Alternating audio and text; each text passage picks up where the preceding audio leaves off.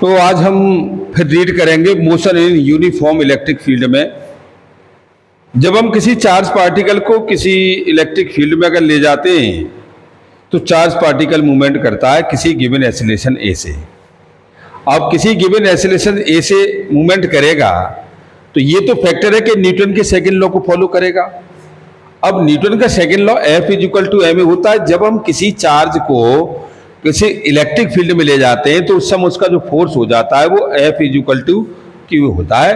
तो आप यहां लगा सकते हो ये F = q × E के साथ। तो ये हमारे पास जो है QE आ गया, तो इसको आप यहां लगा सकते हो। तो ये वैल्यू आपके पास हो जाएगी कितनी, A = QE अपॉन इतने के साथ। अब ये पार्टिकल हमारा मेन चीज है कि तीनों इक्वेशन को फॉलो करेगा। पहली इक्वेशन है V = U + AT, दूसरी इक्वेशन है S = U2 + ½ AT², और तीसरी है V² = U² + 2AS के साथ। ये इतनी सारी इक्वेशंस फॉलो करेगा। अब देखो, अगर हम इन तीनों में किसी चार्ज पार्टिकल को मूवमेंट करा रहे हैं तो ये तो फैक्ट है कि अगर मैकेनिकल्स में हमने रीड किया था कि किसी पार्टिकल को मैकेनिकल रिलेशन से मूवमेंट कराते तो वहां F = ma वाली कंडीशन लगती थी।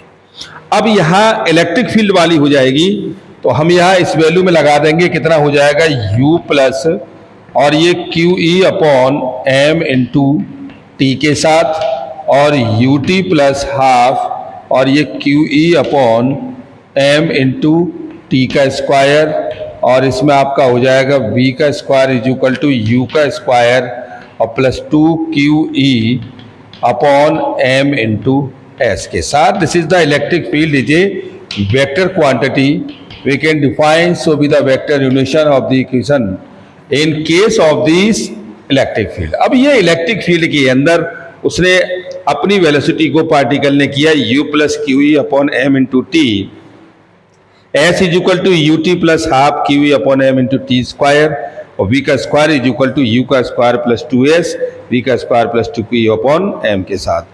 अब ये हमारे ऊपर है, हम किस में मूवमेंट करा रहे हैं। अब यहाँ एक चीज देखिए, अगर U आपका 0 हो जाएगा, इनिशियल रेस्ट अगर से सीधा फाइनल पर आता है वो, और जब फाइनल पर आएगा तो यही वैल्यू हमारे पास हो जाएगी QE अपॉन m × T के साथ। ये फाइनल है, और पोजीशन आपका हो जाएगा ये ½ QE अपॉन m × T² के साथ, और तीसरा आ जाएगा आपका V² = और ये 2 और ये QE अपॉन m × S के साथ। तो हमें V² = कितना मिला, 2QE अपॉन m × S के साथ। तो ये सारी चीजें हमें मिल गई किसके फैक्टर में, ये हमें फाइनल वेलोसिटी, और आप इसे कह सकते हैं ये इनिशियल वेलोसिटी लीनियर इक्वेशन, ये लीनियर में है, ये लीनियर इक्वेशन में है जब कोई पार्टिकल आपका स्ट्रेट लाइन मोशन करेगा। कैसा, स्ट्रेट लाइन।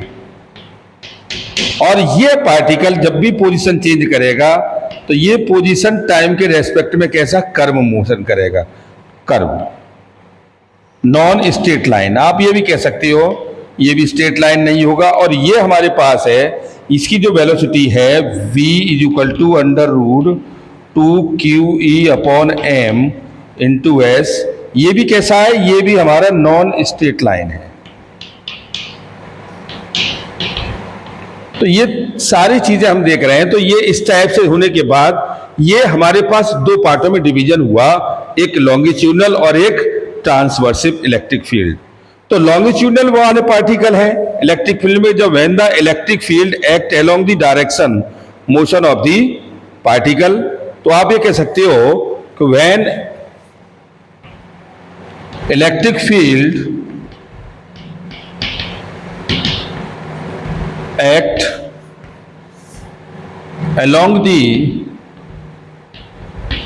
किसी डायरेक्शन को मैनेज करते ही अलोंग दी डायरेक्शन और direction of motion of particle, of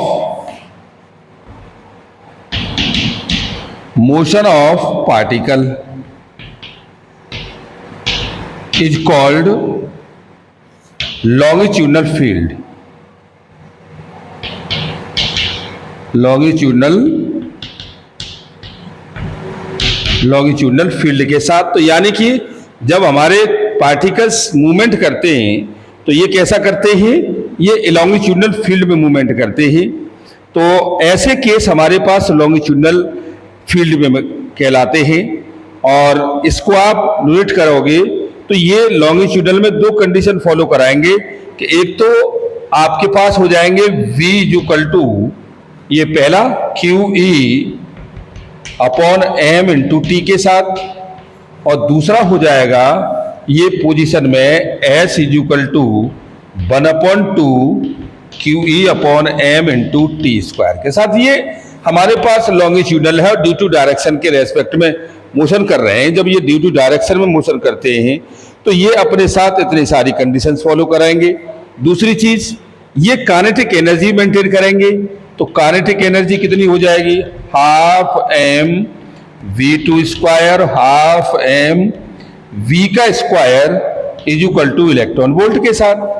भाई ये जो हमारे पास काइनेटिक एनर्जी मेंटेन हुई ये हमारे पास कितनी हुई, इलेक्ट्रॉन वोल्ट के साथ। तो ये आप कह सकते हो हाफ m और v2 square v1 square is equal to 2 electron volt upon m is equal to, तो v2 का स्क्वायर v1 का square is equal to 2 electron volt upon m के साथ। तो ये हमें मिला कितना, v2 square minus v1 square is equal to, तो ये हमें इलेक्ट्रॉन वोल्ट में मिल गया। तो आप इसमें कह सकते हो change of the velocity of the particle and v2 square minus v1 या 2 इलेक्ट्रॉन वोल्ट अपॉन m के साथ। या हम ये भी कह सकते हैं कि del k is equal to electron volt के साथ। तो ये हमारे पास लॉन्गिट्यूडनल है, यानी कि ऐसे पार्टिकल जो किसी डायरेक्शन में मोशन करते हैं, किसी डायरेक्शन के साथ मोशन करते हैं, तो वो हमारे पार्टिकल्स कहलाते हैं लॉन्गिट्यूडनल फील्ड में। और जिसका वैल्यू हम देखते हैं कि v is equal to Q upon m into T, और या s is equal to half Q upon m into T square के साथ, और जिसकी काइनेटिक एनर्जी ये मेंटेन कर रही है अपने साथ कितनी, half m vt square minus half m v1 square electron volt के साथ। आप ये वाली सारी चीजें मैनेज करा सकते हो। अब ये भी हो सकता है कि अगर हम v1 और v2 की वैल्यू यहाँ लगा दें तो q1 और q2 के साथ अगर ये वैल्यू से इक्वेशन चेंज करेगा तो इलेक्ट्रिक फील्ड तो कांस्टेंट रहेगा, लेकिन उसके साथ अगर वैल्यू चेंज होगी तो वो टाइम की चेंज होगी, only duration of the time, but not change of the QE और m के साथ। अगर हम इसमें अगर यहाँ लगाते भी हैं तो काइनेटिक एनर्जी हमारी इलेक्ट्रिक फील्ड में हो जाएगी हाफ m और ये v2 स्क्वायर, तो ये QE अपॉन m t का स्क्वायर, तो this is the time taken by t2, और half m QE upon m और t1 का स्क्वायर। तो इसको आगे बढ़ा सकते हो आप, तो ये 1/2m और देखो q का स्क्वायर, e का स्क्वायर, m स्क्वायर, t2 का स्क्वायर और माइनस t1 स्क्वायर, ये इतना आ जाएगा। अब इसमें से आप इसको कैलकुलेट कर दो तो ये वैल्यू आपके पास हो गई 1/2 और ये q का स्क्वायर, e का स्क्वायर अपॉन m और ये t2 का स्क्वायर और ये t1 का स्क्वायर। ये हमें change of the kinetic energy मिली कितनी, हाफ q का स्क्वायर, e का स्क्वायर अपॉन m t2 का स्क्वायर माइनस t1 स्क्वायर के साथ। तो चेंज ऑफ द हमें काइनेटिक एनर्जी डिफाइन हो गई। Okay, thank you very much.